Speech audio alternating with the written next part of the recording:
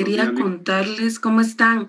Fíjense que tengo un listado que saqué del formulario que yo les pasé el primer día de clase. ¿Se acuerdan que ese día pasamos 2 formularios? Entonces, no sé, se me ocurre ponerlo en un drive para que ustedes verifiquen si aparecen en el listado y en caso de no aparecer, que ustedes mismos ingresen sus datos. En este listado tengo, les voy a decir cuántas personas se inscribieron en ese formulario, porque lo que sí no quisiera es que se dupliquen. Tengo, el primer día de clases lo pasé María Arriola. El listado no lo han podido ver porque yo no se los he compartido aún, por eso tengo 182 personas inscritas en este formulario. Entonces, bueno, todavía no he verificado si hay duplicados, esperaría que no, pero no sé qué opinan ustedes, si se los pongo en el drive y ustedes actualizan, y aparte que estén inscritos en el Classroom. Siempre recuerden, por favor, que está en la descripción del grupo de WhatsApp, están los datos de la clase, está el Zoom, está la clave del Classroom, y en el Classroom están las tareitas cortas que hemos dejado. Damaris, ¿quiere hablar? Sí, buenos días, licenciada. Disculpe, fíjese que como usted da en la sección B también, yo por equivocación el primer día de clase recibí clase de la sección B, porque no me había dado cuenta en qué sección me había inscrito. Y ya constaté y estoy, pero no me encuentro en ese listado. Ok, sí, es que como son tantos, es imposible que pasemos lista ahorita e irlo actualizando, porque, bueno, yo creo que lo más efectivo es ponerlo en el drive. Junior quería hablar. Junior y Fernanda, creo que quieren hablar. Sí, yo Sí, creo que sí, perdón. licenciada, yo creo que sí sería factible que nos suba en Drive el listado para colocarnos los que no estemos, ¿verdad? Porque, por ejemplo, yo no estoy en ese listado porque no lo vi o no me di cuenta de la hora que subieron el formulario. Entonces, para mí sería perfecto.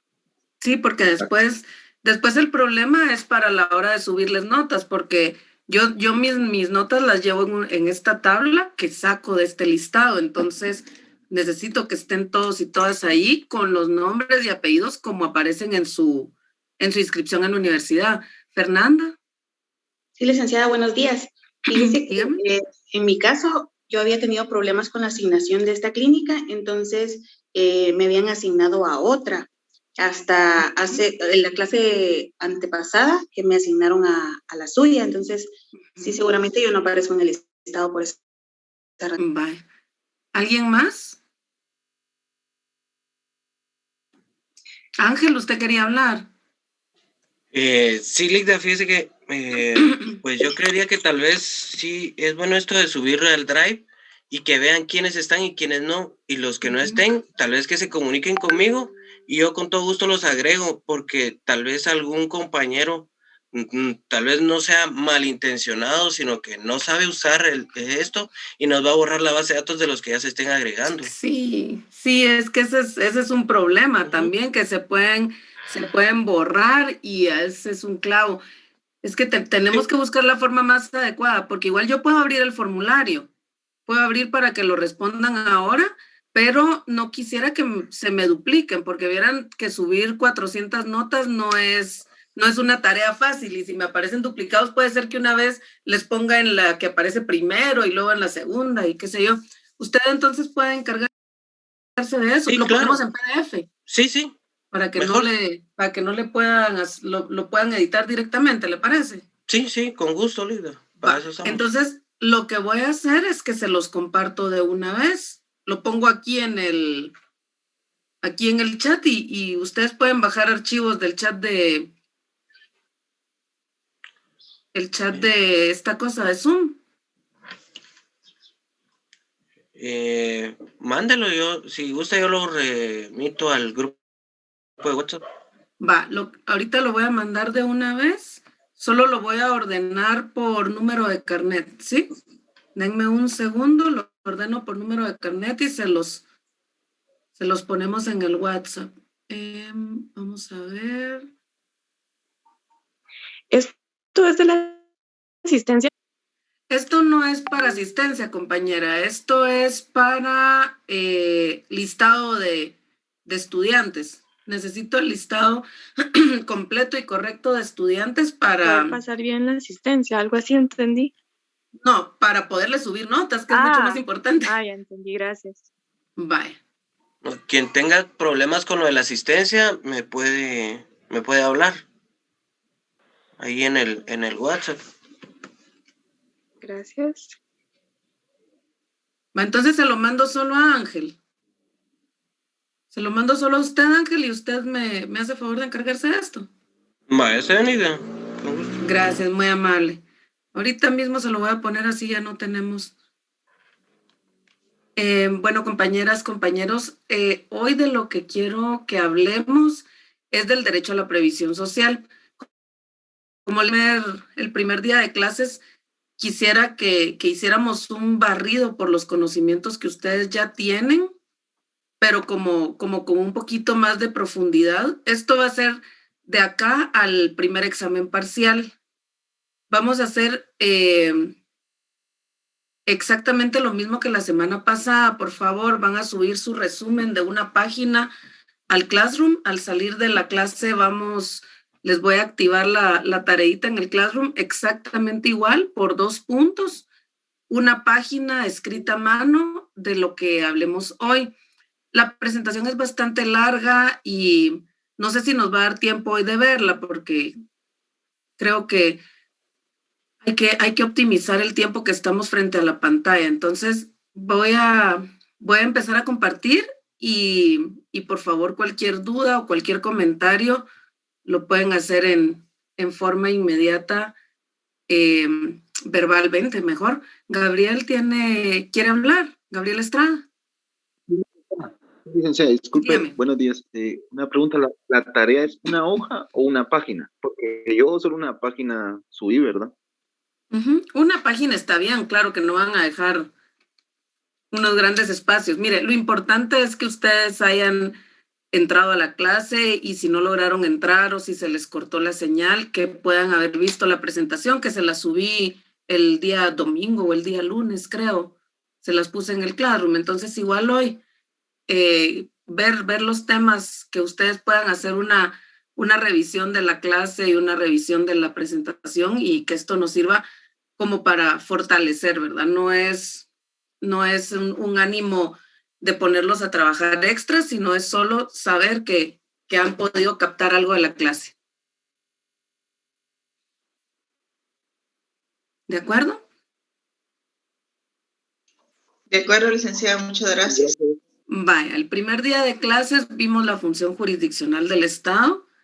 El segundo día vimos la función administrativa vinculada a lo laboral, ¿recuerdan? Alguien que me pueda contar brevemente lo que escribió en su página de la tarea que subieron hasta ayer en la noche para refrescar eso.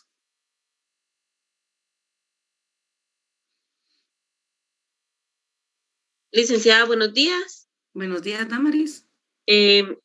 Vimos el tema de organización administrativa del trabajo, vimos lo relativo a los antecedentes históricos de cómo nació el Ministerio de Trabajo y Previsión Social. Hablamos sobre las funciones específicas del Ministerio de Trabajo y Previsión Social, cómo puede ser nombrado el ministro de Trabajo, cómo están vinculadas las políticas. Vimos también lo de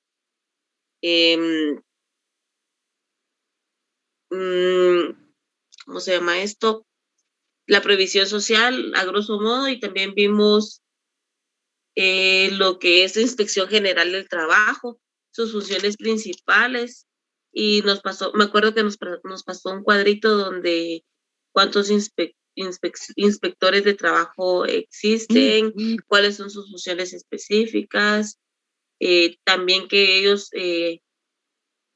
ven lo de las faltas de trabajo, tanto de patronos y trabajadores sindicales.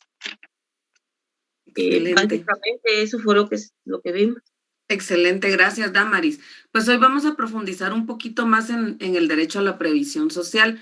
¿Se acuerdan que el primer día de clases les hablé yo del bloque de constitucionalidad y del control de convencionalidad que todos los funcionarios administrativos, judiciales, incluso en la universidad, tienen que aplicar en sus resoluciones, en sus dictámenes y en sus decisiones?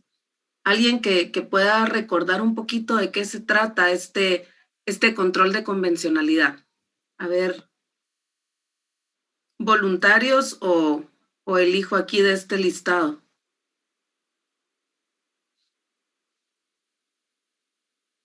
Mirna Elizabeth. Buenos días, licenciada. Ay, perdone, ¿me podría decir nuevamente la pregunta? Sí, ¿se acuerda que el primer día de clases hablamos de penalidad? ¿Usted recuerda más o menos qué es eso?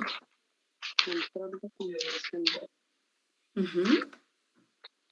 Honestamente no me recuerdo, licenciada. Vaya. Lindsay Yvonne. ¿Está por ahí?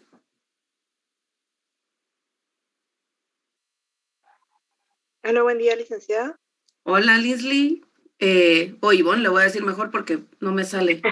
Cuénteme, por favor, ¿qué recuerda usted del control de convencionalidad? La verdad no recuerdo, licenciada. Disculpe. Vale, no se preocupe. Miren, esto es bien importante. Es un concepto, digamos, no Buen es día, tan licenciada. nuevo. Ah, ¿quién me habla, perdón? María. María, ¿usted nos quiere apoyar con este concepto? Fíjese que yo aquí en mis notas lo que tengo es la función jurisdiccional del Estado que vimos en el primer día.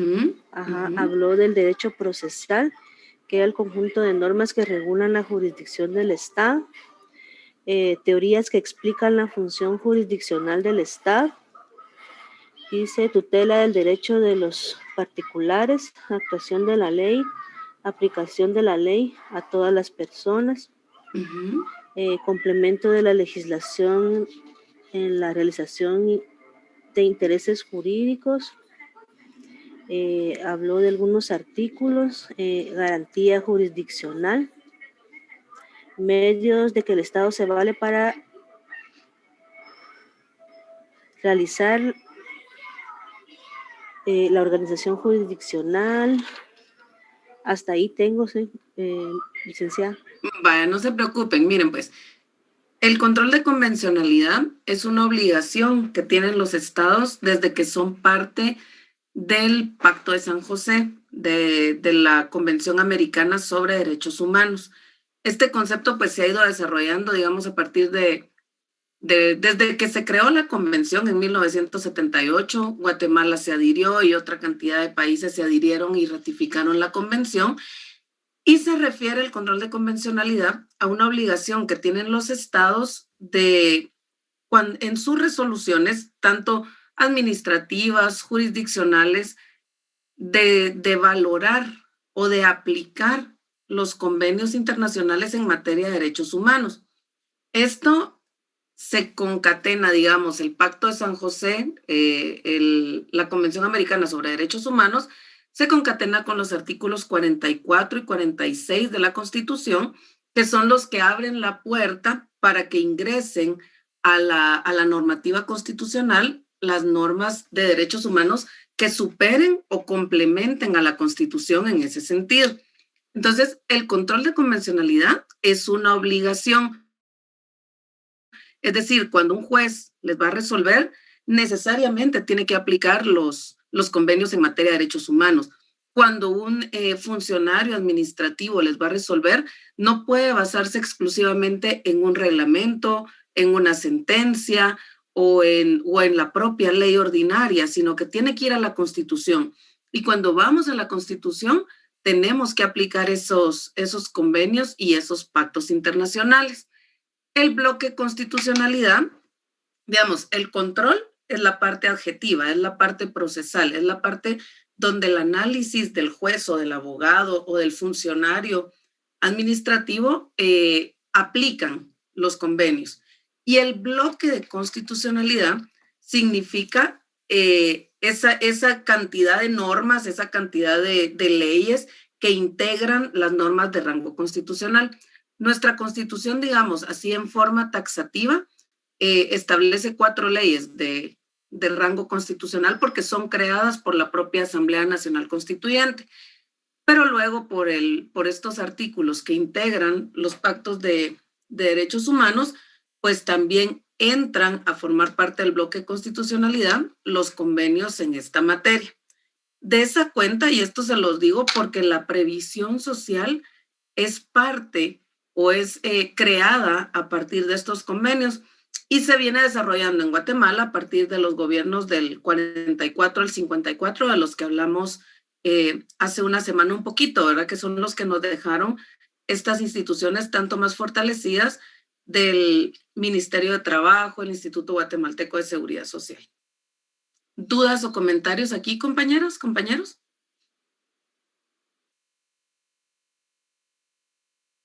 Bye. ¿Qué artículo dijo, disculpe, licenciada? De la Constitución, el 44 y el 46. Gracias. Me parece que un 139 también, pero déjenme ver que... Vamos a ver. Si estoy equivocada. No, el 139 es la Ley de Orden Público. Bueno, y luego hablamos del 141, de la soberanía y la soberanía del territorio, ¿verdad ustedes? Pero ese es otro tema que ya verán en otros cursos como teoría del Estado, ya lo habrán visto. Pero 44 y 46. Entonces, bueno, lo primero, para diferenciar los derechos económicos, sociales y culturales. A ver, el derecho laboral es parte de los derechos económicos, sociales y culturales. Cuando hablamos de los derechos humanos de primera generación, compañeras y compañeros, hablamos de los derechos civiles y políticos. Los derechos civiles y políticos son aquellos que utilizamos o de los que gozamos en forma individual. Por ejemplo, la vida, la libertad, la integridad y la propiedad. Y los derechos económicos, sociales y culturales, pues son aquellos de los que goza la colectividad. Por ejemplo, salud, cultura, educación y trabajo. Estos derechos se fueron desarrollando y se fueron, no es articulando, pero sí se fueron primero reconociendo y luego desarrollando en su imperatividad a partir de las guerras mundiales. A partir de 1947 surgen los DESC, que son los derechos humanos de segunda generación, y esto no quiere decir que sea porque tengan un rango menor o un rango inferior, sino es porque primero se reconocen los individuales a partir de los movimientos libertarios, allá por la Revolución Francesa, y luego los económicos como derechos de la colectividad. No quiere decir que riñan, pero sí tienen como enfoques distintos, porque los derechos económicos, sociales y culturales demandan obligaciones a los estados y demandan obligaciones de hacer, no solo de respetar o no vulnerar. Por ejemplo, el derecho a la vida es un derecho que el Estado debe garantizar y debe proteger, ¿sí? El Estado no tiene que matar y el Estado debe garantizarle un nivel de vida digno a las personas. Pero el derecho a la salud es una obligación de hacer del Estado, porque el Estado tiene que proveernos las condiciones o las instituciones que puedan brindar ese derecho a la salud. Entonces vemos que los DESC surgen junto a las democracias europeas y americanas vinculados a las ideas de igualdad que defienden los sectores sociales, sobre todo a través de movimientos obreros. Son reivindicaciones de derechos que fueron llevados a la discusión de las Naciones Unidas y adoptados por la Asamblea General mediante una resolución del 16 de diciembre del 66 en el Pacto Internacional de Derechos Económicos, Sociales y Culturales. Entonces, es importante que ustedes vean cómo de lo individual, es decir, lo primero que se reconoce es lo individual, pero luego ya viene la parte social, la parte colectiva y el reconocimiento de estos derechos también como una obligación del Estado.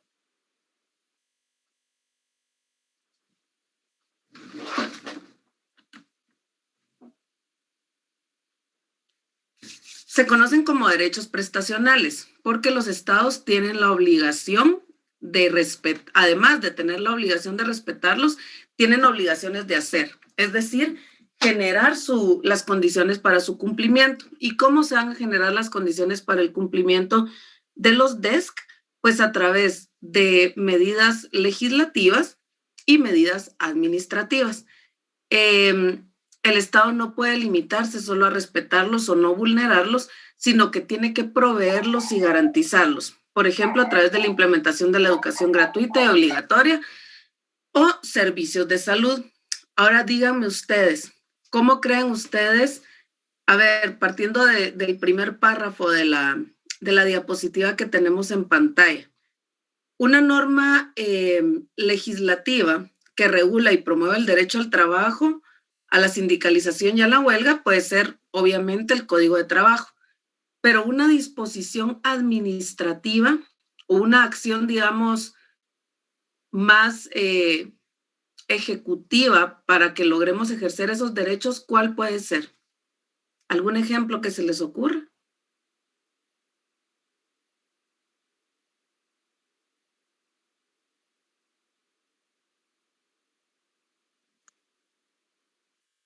Buenos días, licenciada. ¿Qué tal? Buenos días. A mí se me ocurre el artículo 4 de la Constitución, donde dice que todos los seres humanos tenemos derecho a la libertad, a todos los derechos inherentes, innatos a la persona. De ahí pienso yo que parte los derechos, los demás derechos, por ejemplo, el derecho laboral. Ok, pero ¿cómo puede hacer el Estado para que se viabilice ese derecho, para darle vida? Aquí estamos hablando de disposiciones legislativas. Diego también escribió en el chat un acuerdo del Ministerio de Trabajo, pero esas son disposiciones normativas. Pero ¿cómo puede el Estado darles vida? A ver, Ronald. Por ejemplo, lo del salario mínimo, licenciada. También es un acuerdo y es una forma de darle vida al derecho al trabajo. ¿Y algo más ejecutivo? ¿Algo más que podamos ver en la práctica, cómo el Estado promueve el cumplimiento de esos derechos? Por las leyes ordinarias, licenciado. Sí, las leyes, o sea, ya hablamos de la parte legislativa, porque los estados tienen la parte legislativa, pero ¿cómo cumple el Estado las leyes? ¿Podría ser a través del Ministerio de Trabajo, disculpe? Por supuesto, a través de actividades ejecutivas, ¿verdad? A través de las actividades del ministerio, a través de la prestación de salud, del servicio de salud a través del Instituto Guatemalteco, a través de las escuelas, es decir, esas son disposiciones administrativas. Por ejemplo, bueno, las personas tienen derecho al trabajo en condiciones de higiene, salud y seguridad. ¿Cómo voy a hacer yo, Estado, para garantizar esas condiciones? Lógicamente, estamos en un sistema libertario, estamos en un sistema de desarrollo libertario en el que existe la empresa privada. Entonces, ¿qué puede hacer el Estado? Pues lo que va a hacer el Estado para garantizar el cumplimiento de esas condiciones es tener funciones de control, funciones de sanción y puede ser también a través de la Inspección General de Trabajo. Entonces, estos derechos primero los reconocemos en la norma. Los reconocemos porque nos adherimos a los convenios, porque los tenemos en nuestra Constitución, porque tenemos un código de trabajo, porque tenemos un código de salud. Pero ¿cómo los ejecutamos? A través de la institucionalidad del Estado, que los genera, que los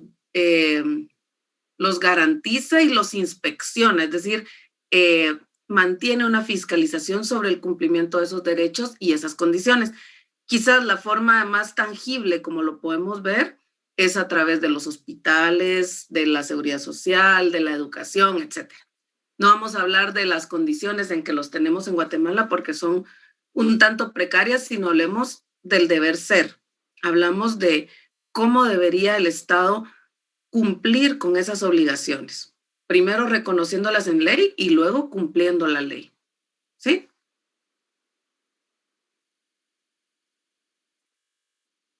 Ahora vamos. esto sí es bien importante con los DESC. El Estado no puede limitarse a respetarlos o no vulnerarlos, sino debe proveerlos. Y a partir de que los estados los reconocen constitucionalmente y reconocen las obligaciones, tienen que proveerlos. En la Declaración Universal de Derechos Humanos, ¿se acuerdan que yo les he hablado de los estándares universales y de los estándares regionales? Los estándares universales son todos aquellos que adoptamos a través del sistema de Naciones Unidas, y los regionales, los que adoptamos o aplicamos a través de nuestra participación o de la integración del Estado de Guatemala en la Organización de Estados Americanos. Entonces, en la Declaración Universal, ustedes van a poder revisar en el artículo 22, el derecho a la seguridad social. Vean, incluso va antes que el derecho al trabajo. Es decir, en el sistema universal, todavía aunque no hay jerarquía entre derechos humanos, la seguridad social es un primer derecho, luego el derecho al trabajo, el derecho al descanso y vacaciones pagadas, el derecho a un nivel de vida adecuado, el derecho a la educación y el derecho a la vida cultural. Estos son los derechos económicos, sociales y culturales que encontramos en la Declaración Universal de Derechos Humanos. Y vean cómo 3 o 4 de los artículos, por ejemplo, del 22 al 25, se vinculan directamente al derecho laboral. Y el 24 todavía más importante y que ha hecho mucho ruido. Yo no sé cómo les ha ido a ustedes a partir del año pasado que iniciamos con el confinamiento, pero yo sí sentí que el año pasado se triplicó como el control o la comunicación con los lugares de trabajo, y que hubo incluso más trabajo desde casa que el que teníamos antes. No sé si alguien tiene alguna opinión al respecto de esto, de cómo el año pasado es probable que este derecho al descanso y vacaciones pagadas haya sufrido, o a la desconexión, que es un criterio que ha estado surgiendo, del que se ha discutido. Si ustedes vivieron también un tanto de, digamos, vulneración a ese derecho a la desconexión, si estuvieron trabajando desde casa o no sé. ¿Leí que en los juzgados hubo más violencia contra la mujer? Eso sí estuvo. Sí, pero porque de plano les tocó confinarse con los agresores, ¿verdad? Pero en el ambiente laboral, ¿no sintieron ustedes que hubo demasiada comunicación con los patronos? Por ejemplo, fines de semana, días festivos, Semanas Santas. Pasamos en... Buenos días, licenciada. Primero, sí, dele a Astrid y luego Nora. Bueno, muy bien. Muy buenos días. Sí, en mi caso, pues yo trabajo en el sector educativo, ¿verdad? Y la verdad que sí era un dolor de cabeza porque mi jornada pues es de medio tiempo, digamos así. Pero nosotros dábamos clase en la mañana normal en línea, y en la tarde teníamos reuniones, teníamos que preparar pues materiales adicionales. Aparte, el Ministerio de Educación nos pedía estrategias mensuales, aparte algunos informes educativos, y pues nuestra jefa, ¿verdad? La directora, a veces hasta en la medianoche nos escribía fines de semana y decía: si yo le contesto a los padres, ustedes también tienen que estar pendientes de mi chat. Y entonces, la verdad se triplicó el trabajo porque había que rendir cuentas en el instituto, a los padres, trabajar con plataformas y todo esto, pero no teníamos tiempo, sinceramente, ¿verdad? Agarraban tiempo de la tarde y fin de semana para reuniones incluso. Claro, y yo lo veo en todas partes. Nora, ¿usted quería opinar? Sí, licenciada, pues casi similar porque también trabajo en el sector educativo. Y casi lo mismo que decía la compañera, con la diferencia de que yo trabajo para institución privada, y yo por lo menos vi violación a mis derechos laborales. Por ejemplo, no hubo un bono 14 como la ley lo establece, me bajaron 500 quetzales de mi salario, y tantos abusos y que nosotros tuvimos que aguantar. Y como decía la compañera, contestarle a los alumnos 11, 12 de la noche, a los directores, fines de semana, y el salario, pues no nos quedaba otra que aceptarlo, porque como el Ministerio de Educación, de Trabajo, perdón, realmente ni siquiera está dando esa función de apoyar o asesorar. Tantas personas que ni siquiera nos dieron un aguinaldo completo, pero no nos podemos ir a quejar porque por números estaban atendiendo y que le daban una cita a uno. Entonces, es un abuso a lo laboral, pero ¿qué nos queda, licenciada? Más que la necesidad seguir aguantando, porque nosotros seguimos todavía trabajando en línea. Entonces, yo veo que la ley, pues, realmente dice otra cosa, pero la necesidad es otra realidad. Gracias. Sí. Licenciada, buenos días. Sí, Sandy. Sí, así como comentaban los compañeros, pues en mi caso estoy laborando solamente facturada, no estoy en planilla, entonces se podría decir que el derecho a vacaciones yo no lo voy a tener y ya llevo un año laborando así, entonces no lo he tenido. En mi caso creo que un factor déficit sería el de descanso y vacaciones, ¿verdad, licenciada? Claro, y más aún, vaya, mire el caso de las compañeras que trabajan en educación, cómo cambiaron las condiciones de un día a otro y las exigencias patronales se duplicaron o se triplicaron y no solo en educación, quizás en educación fue lo más tangible porque fue un cambio de sistema totalmente, pero en un montón de sectores fue así, que nos llamaban a cualquier hora, que nos escribían a cualquier hora y todo porque pues no está esa cultura del teletrabajo o la confianza con el trabajador. Y tras de todo con vulneración de derechos, ¿verdad? Ustedes y con un estado débil, porque yo también estuve yendo a la inspección y a los juzgados de trabajo y apenas contestaban, pues lo único que le ponían uno en la puerta eran como 7 números de teléfono y no atendían. Pero pues en nuestras manos está ir cambiando esas condiciones. Ahora, con el caso de Sandy, si es una simulación de contrato, todavía peor, porque igual hay personas que trabajan, digamos, con factura, pero es en libertad de horario, en libertad de recursos y contraentrega de productos. Pero si usted está yendo a un lugar de trabajo con un horario, si firma un libro, si tiene horario de almuerzo y si le dan su computadora o su oficina para trabajar, pues es una relación laboral, ¿verdad? Es una simulación de contrato al final de cuentas y con buenas posibilidades de ganarla. Sí, en nuestro caso, licenciada, fíjese que cuando empezó toda la pandemia, por llevar poco tiempo en la empresa, pues me despidieron y ahí me llamaron para recontratarme solo de esa manera de facturación. Y sí, como lo comenta, yo entro de 8 a 5:30 y siempre mi hora de almuerzo, pero sí tenemos, se podría decir, como un seguro, por lo mismo que no tenemos IX, pero cierta parte de ese seguro nosotros lo tenemos que pagar. Entonces se podría decir que estamos ahí solo para poder seguir ganando y siempre proveer al hogar, ¿verdad? Claro, lo entiendo y lo vivo también. Pues no les voy a decir que durante todos los años que llevo trabajando he tenido una relación laboral, pues les podría decir que en el menor de los casos he tenido una relación laboral, pero como les digo, tenemos que conocer nuestros derechos y los derechos de nuestros clientes a futuro y tenemos, bueno, si hay una simulación de contrato, sin lugar a dudas la puede ganar. Luego ya está en manos de cada quien el reclamar los derechos y conocer que son convencionales, ¿verdad? Son estándar. Tenemos derecho a descanso, vacaciones pagadas, derecho a un nivel de vida adecuado y esto se vincula al salario mínimo y a los precios de la canasta básica, etcétera. Entonces, esto, señores, es Declaración Universal de Derechos Humanos.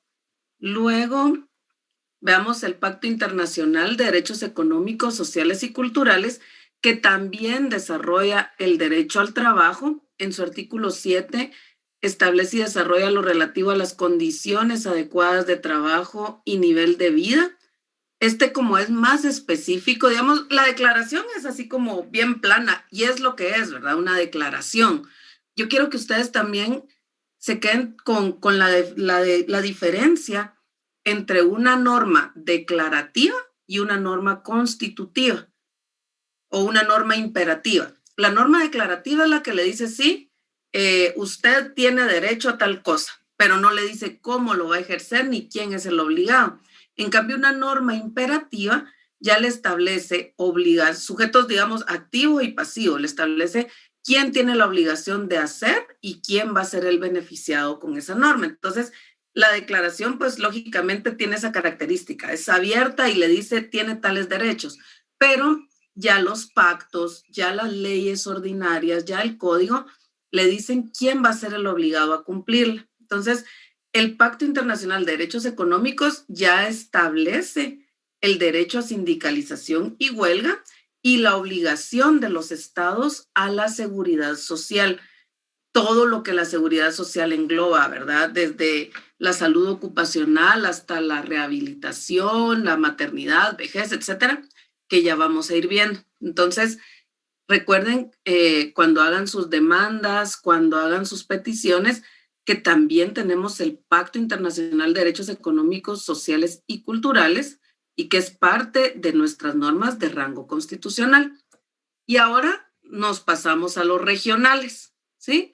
Que estos son los que son parte de la Organización de Estados Americanos, y de la primera de la que estábamos hablando, el famoso Pacto de San José, que tiene un poco de todo, ¿verdad? Ustedes tiene desde la pena de muerte, desde los derechos del detenido, es decir, cuando ustedes vayan a su examen privado, no dejen de estudiar el Pacto de San José, porque ahí tienen normas de todo. Y luego se desarrolla en los protocolos. Digamos, la convención nos da las pautas generales y la obligación de los estados de respetar y de armonizar las leyes, y ya en los protocolos se desarrollan temas específicos. Entonces, la Convención Americana, en el artículo 26, establece que los estados se comprometen a adoptar providencias a nivel interno como mediante cooperación internacional para lograr la plena efectividad de los derechos que derivan de normas económicas, sociales y sobre educación, ciencia y cultura contenidas en la Carta de la OEA, reformada por el Protocolo de Buenos Aires. Entonces, puede ser por vía legislativa o por otros medios.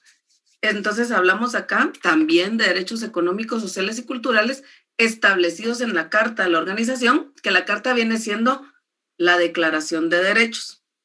Y a través de la Convención los estados se comprometen a desarrollar estos derechos.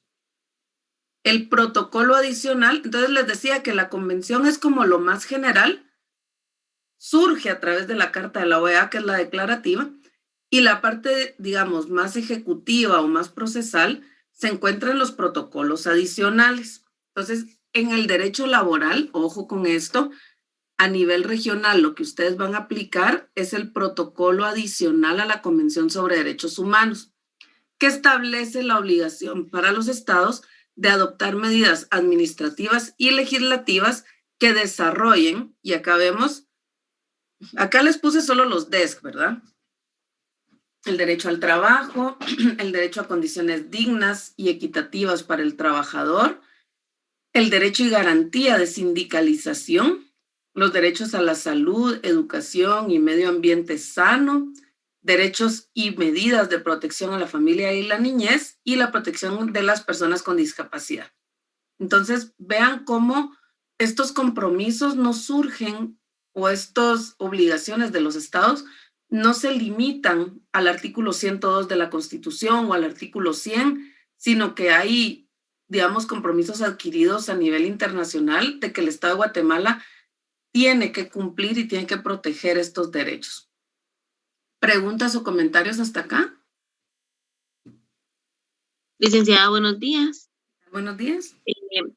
Con una consulta, fíjese que a mí me causa cierta duda porque no logro entender. Yo trabajo para el Ministerio de Gobernación, específicamente para la Policía Nacional Civil, pero fíjese que yo estaba leyendo una resolución de un expediente de régimen disciplinario de un compañero que es policía y lo estaban sancionando, pero creo que ahí sí existen muchas violaciones a los derechos del trabajador, porque desde el inicio, aunque es muy drástico decirlo, ¿verdad? Los agentes tienen un reglamento bien drástico donde no pueden, donde realmente la autoridad administrativa los sanciona y ellos están en un total estado de indefensión.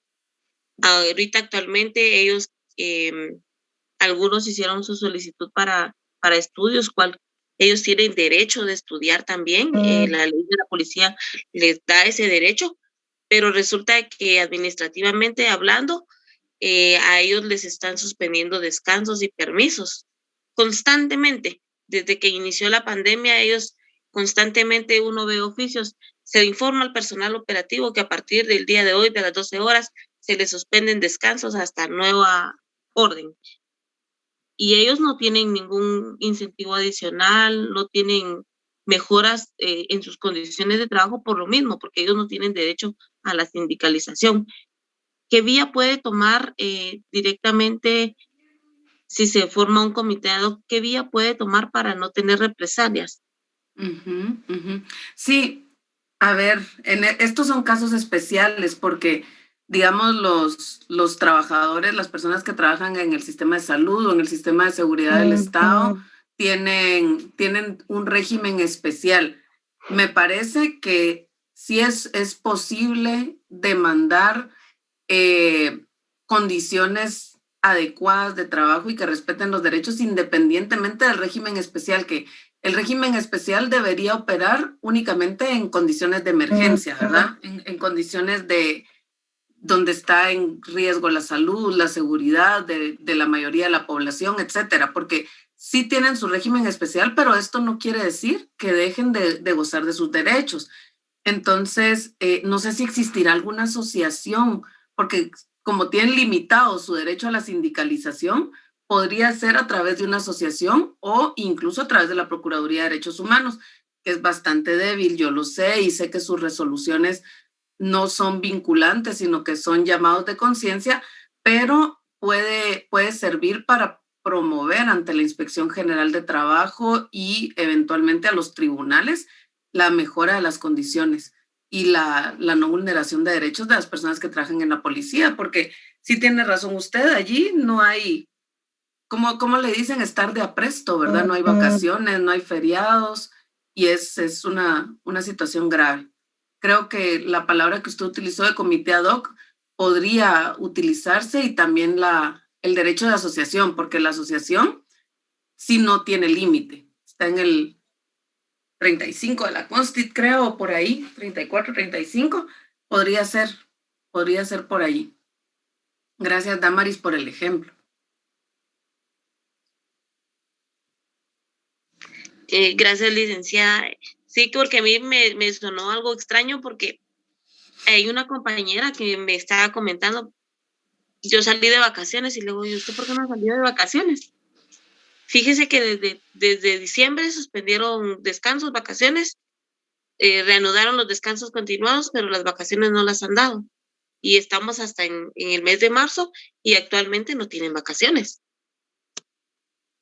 Y se basan bajo la premisa de que no baja la incidencia de crímenes, ¿verdad? Entonces creo que es falta de desarrollar estrategias de seguridad, de desarrollar el talento humano, porque talento humano existe. Claro, pero mira estas condiciones cambiaron con la dirección de la policía. ¿Usted estaba desde la dirección anterior o anterior del gobierno pasado? Sí, el gobierno pasado era distinto, totalmente distinto. Es que yo recuerdo que Neri tenía como que una visión más de derechos humanos a todo nivel. Más humana. ¿Verdad más que humano. sí? Sí, era más humano.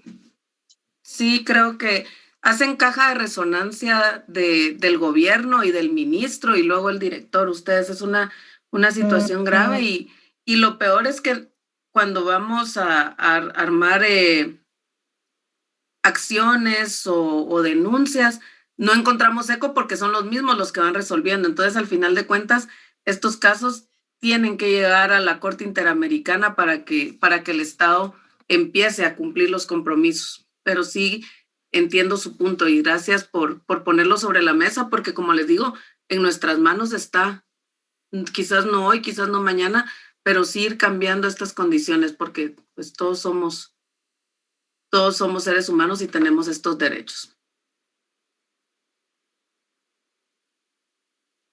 Bueno, veamos cómo están regulados los derechos económicos, sociales y culturales en Guatemala. Entonces ya vimos Declaración Universal, Pacto Internacional de Derechos Civiles y Políticos, Pacto de San José y Protocolo Adicional al Pacto de San José. También está la Carta de la OEA, que es la declarativa.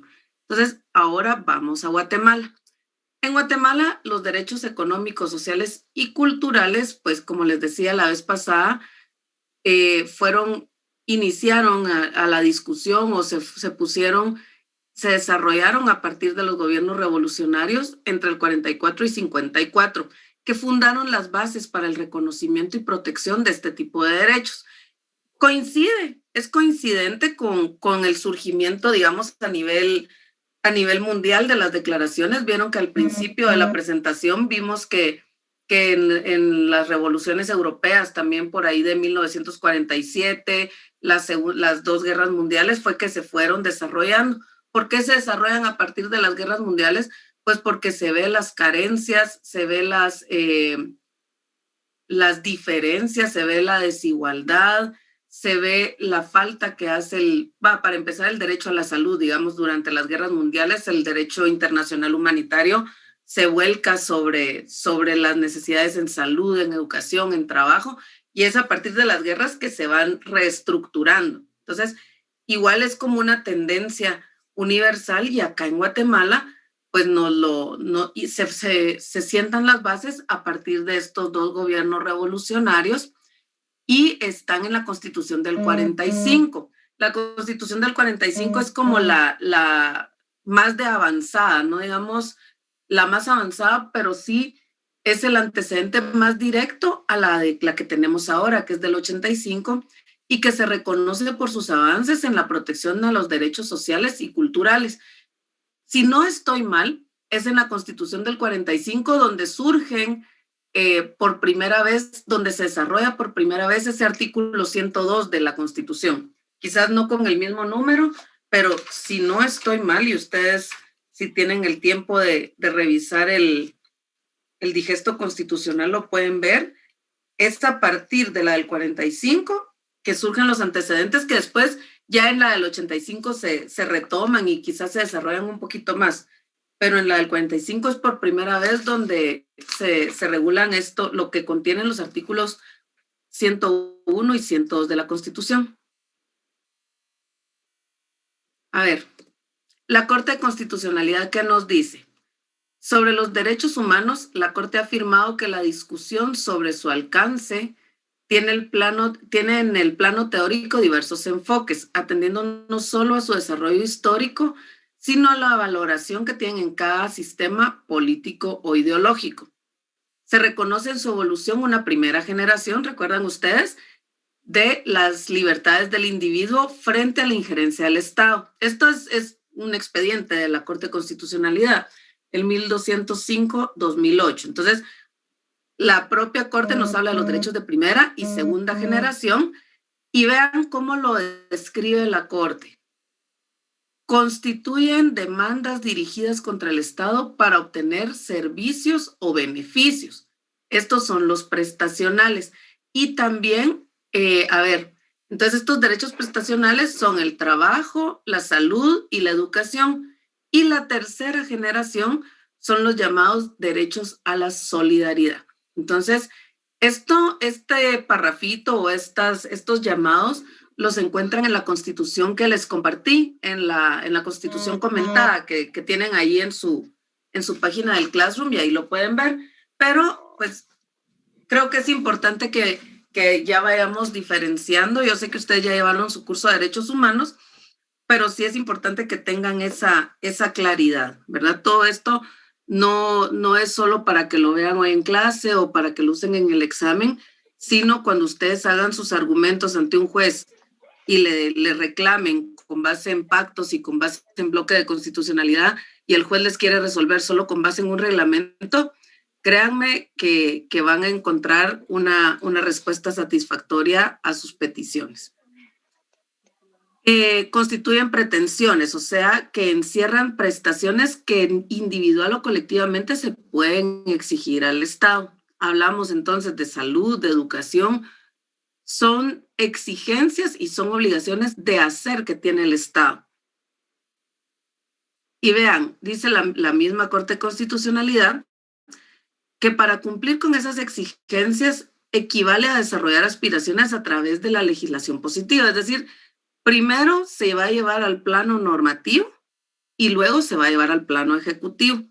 En el caso de los derechos individuales, debe buscarse la no vulneración de derechos, mientras en los sociales debe guiarse hacia el punto en el cual se logre la positividad de las aspiraciones colectivas. ¿Y qué queremos como colectivo? ¿Qué queremos los ciudadanos? Pues queremos un sistema de salud eficiente, queremos un sistema educativo accesible, y estaba viendo yo hace un par de días que hay unos diputados promoviendo una ley para acceso a Internet.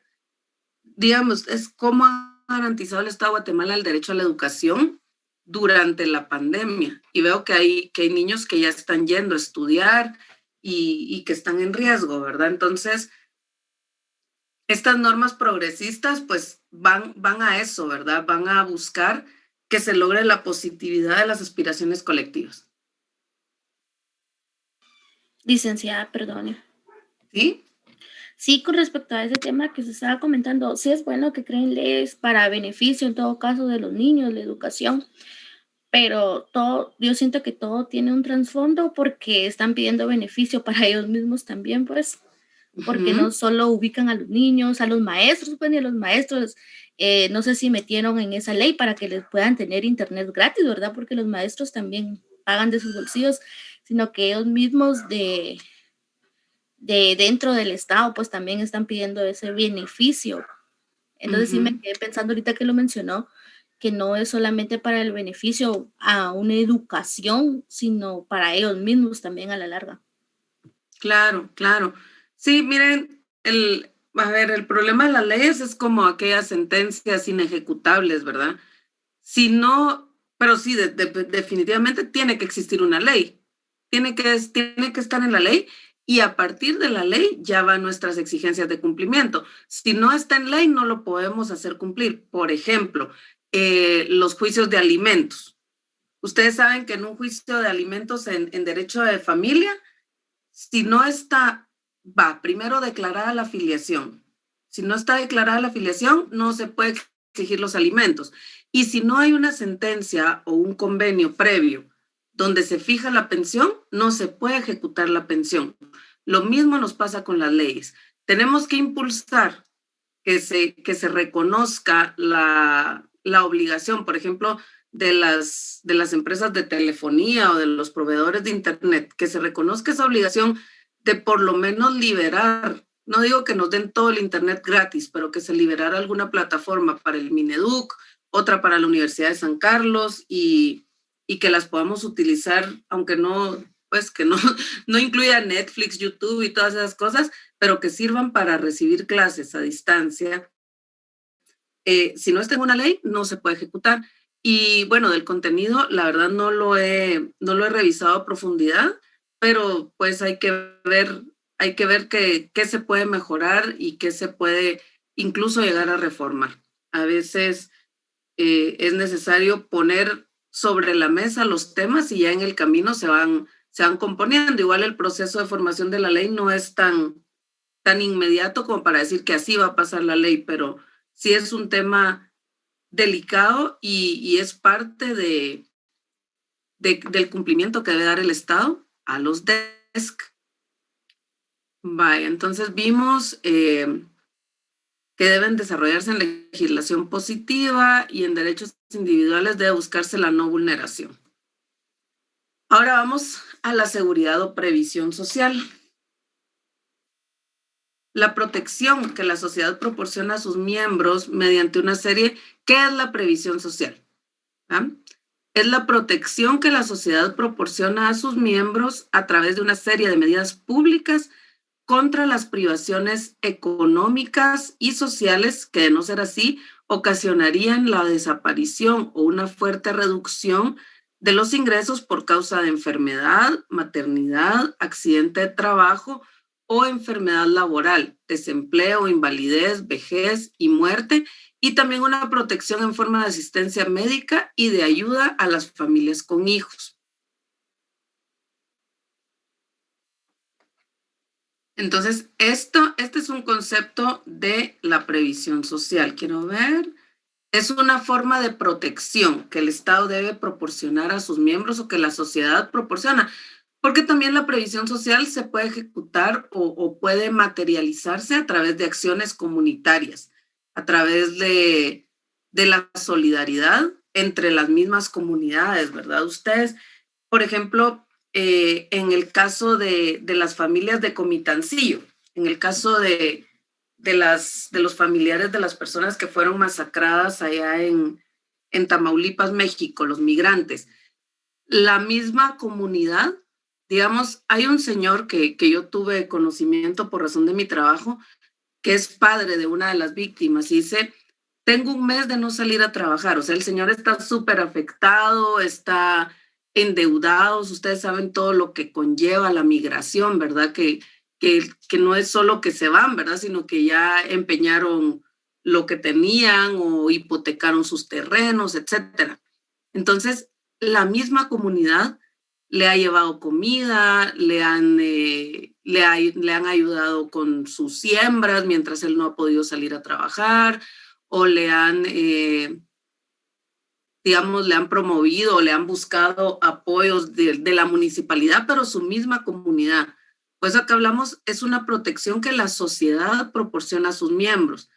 Obviamente, cuando hablamos de la obligación del Estado a la previsión social, no es desde lo comunitario, sino es desde la parte administrativa que debe proporcionarse estas medidas contra las privaciones, es decir, contra los efectos que puedan tener en la economía, la desaparición de los ingresos por estas causas. Enfermedad, maternidad, accidente de trabajo, desempleo, invalidez, vejez y muerte.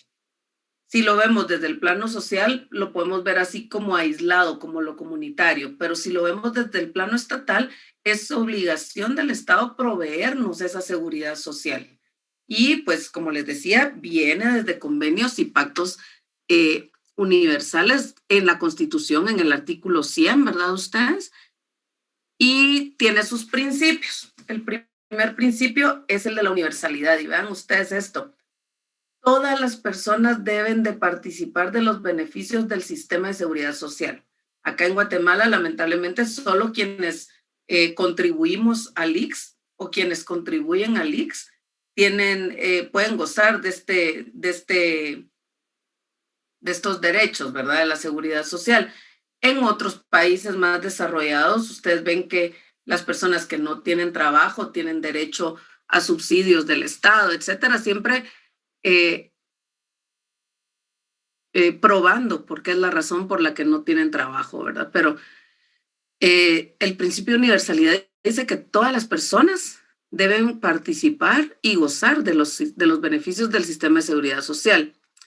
El principio de solidaridad dice que toda la población, en la medida de sus posibilidades, debe contribuir económicamente. Es decir, esto también es una obligación nuestra, ¿verdad? Mientras tenemos la posibilidad, y pues obviamente quienes tienen trabajo formal o por una relación laboral lo saben, que tenemos que contribuir al régimen de seguridad social, al financiamiento. El principio de unidad, que indica que el sistema de seguridad social debe funcionar con criterios congruentes y coordinados y otorgar prestaciones o servicios similares para los diferentes colectivos. Y el principio de igualdad, que dice que se debe dar el mismo trato a todas las personas que se encuentran en la misma situación, y a la inversa debe darse un trato distinto y adecuado a cada circunstancia de las personas que se encuentren en situaciones distintas. ¿Alguien que tenga algún comentario sobre el principio de igualdad o el principio de equidad, le llamaría yo? Quizás es más adecuado llamarle principio de equidad.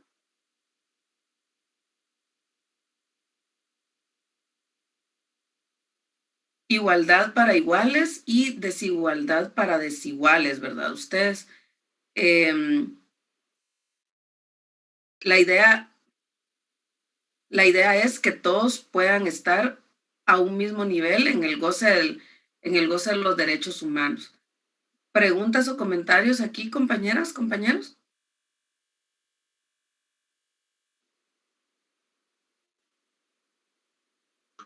Licenciada, buenos días. Disculpe, no sé si posiblemente me salga mucho del tema, pero me surge la duda. Hablando anteriormente con los inspectores del Ministerio de Trabajo, ¿qué sucede con aquellos trabajadores del campo, la gente que trabaja en lo de la caña? ¿Qué pasa ahí con el Ministerio de Trabajo y sus inspectores? Porque yo he escuchado mucho que ahí existe mucho la violación de los derechos laborales para estas personas. Sí, de todos los derechos, usted no solo laborales. Esas son las condiciones más precarias en las que trabajan las personas aquí en Guatemala. La semana pasada hablábamos que hay un convenio específico de la OIT para verificar el cumplimiento de derechos en el sector agrícola y en el sector agrario. Este convenio, pues Guatemala lo cumple a través de una inspección específica para este tipo de actividades productivas y el deber ser es que deben gozar exactamente de los mismos derechos que tienen las personas que trabajan en el sector industrial. Sin embargo, pues la debilidad del Estado se materializa una vez más en el sentido de que, para empezar, la inspección es escasa, ¿verdad? No hay una inspección fuerte. Luego, que la actividad agrícola, por lo regular, se desarrolla dentro de la informalidad. Digamos, se contratan tareas, jornales o cuestiones así, y van las familias completas a trabajar. Y esto de que vayan las familias completas a trabajar nos tiene a niños menores de 14 años, obviamente, sin derecho a la educación, sin derecho a la salud, mucho menos a jornadas de trabajo. Entonces, allí, compañera Doris, pues lo que se ve, obviamente que hay vulneraciones de derechos, hay muchísimas personas trabajando en forma informal, es decir, no reconocida por el Estado, mucho menos por un contrato, aunque existe un contrato verbal y eventualmente hablábamos de que el contrato laboral se materializa con la prestación del servicio. Entonces, sí puede ser objeto de un reclamo y de una denuncia ante la inspección y PDH y Ministerio de Trabajo, etcétera. El tema es el conocimiento de las personas sobre sus derechos. Y ahí vamos a la fuente de todas los problemas que tenemos como sociedad, y es el acceso a la educación. Cuando nos limitan el acceso a la educación, no sabemos a qué tenemos derecho, no sabemos a dónde ir, no sabemos a dónde reclamar. Y por eso es que los regímenes progresistas lo que buscan es eso, ¿verdad? La equidad. ¿Cómo podemos solucionar el problema? Pues digamos, a corto plazo, decirle que sí hay una inspección específica donde se pueden ir a reclamar estos derechos. A mediano y largo plazo, o mejor dicho, a largo plazo, pues a través de la educación y a través de la toma de medidas de promoción, ¿sí? Primero promover el conocimiento de los derechos y luego su ejecución. Y la ejecución de los derechos pues se va a lograr primero a través de las sanciones a los patronos, ¿verdad? A través de la coerción de los patronos al cumplimiento. Pero sí hay, digamos, normativamente sí está.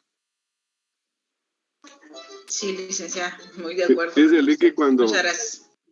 Ay, no, gracias. Dice Licky cuando fue la zafra, ahí en Escuintla bajó el semáforo de la noche a la mañana para que pudieran ir a trabajar. Alarán. Sí, eso es grave porque ahí ven ustedes cómo se materializa el poder, cómo los sectores, digamos, que históricamente han tenido en sus manos el poder, toman la decisión, ¿verdad? toman la decisión de que baje el semáforo, entonces ya pueden salir a cortar la caña o a procesar la caña. Y pues obviamente, y por eso es que es importante que veamos por quién votamos cada 4 años para presidente o para diputados al Congreso de la República, porque uno no vota por la persona que está viendo la cara. Digamos, cuando estuvo, ¿quién fue? Chalo Romero, que fue candidato, o no sé quién más, un futbolista. Usted no estaba votando por él, usted estaba votando por sus financistas, y los financistas van a llevar sus intereses al gobierno. Digamos, cuando uno vota por Alejandro Yamatei, no vota por Alejandro Yamatei, no digamos Alejandro Yamatei porque él ya está ahí. Digamos, cuando iba Sandra Torres, que Sandra Torres llevaba en la dupla a, ¿cómo se llama este hombre que es leal, que es de los dueños de Cayalá? No sé el nombre, pero es Cañero, precisamente. Entonces, ven ustedes cómo influyen en las decisiones del Estado y en la administración, y esas decisiones influyen en los derechos y en la violación de derechos de quienes tenemos menos, de quienes tienen menos acceso al control. Entonces, sí es terrible cómo se maneja la administración pública a partir de intereses de personas que nunca van a poner en sus propios ingenios y esas cosas. Gracias, Orlando. ¿Alguien más? Bueno, veamos el artículo 100 de la Constitución, que es el que garantiza y establece el régimen de seguridad social en el Estado. El Estado reconoce y garantiza el derecho a la seguridad social para el beneficio de los habitantes de la nación. Su régimen se instituye como función pública en forma nacional, unitaria y obligatoria. El Estado y los empleadores y los trabajadores cubiertos por el régimen, con la única excepción de lo preceptuado por el artículo 88 de la Constitución, tienen la obligación de contribuir a financiar el régimen. Esto ya lo vimos, ¿verdad? Que es el principio de solidaridad. Las universidades, dice el artículo 88. Las universidades están exentas del pago de toda clase de impuestos, arbitrios y contribuciones sin excepción alguna. Vamos a ver.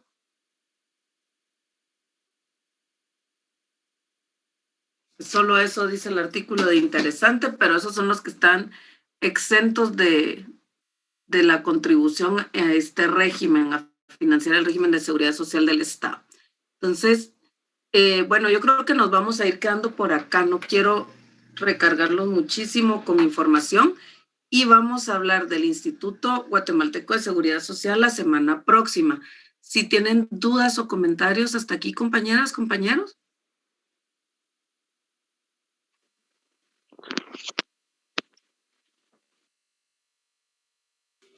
Todo claro, licenciada, gracias. ¿Sí? Vale.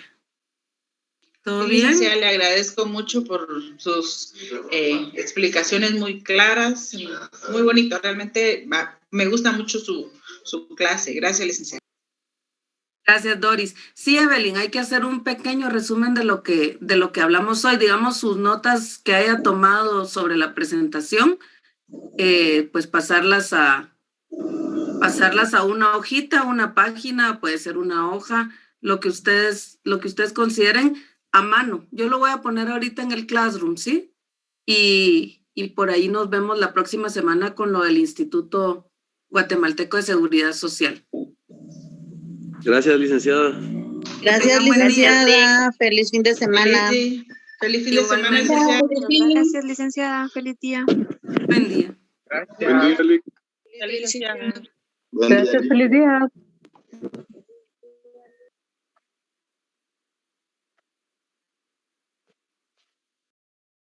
Feliz día, Ligda. Buen día, nos vemos el sábado.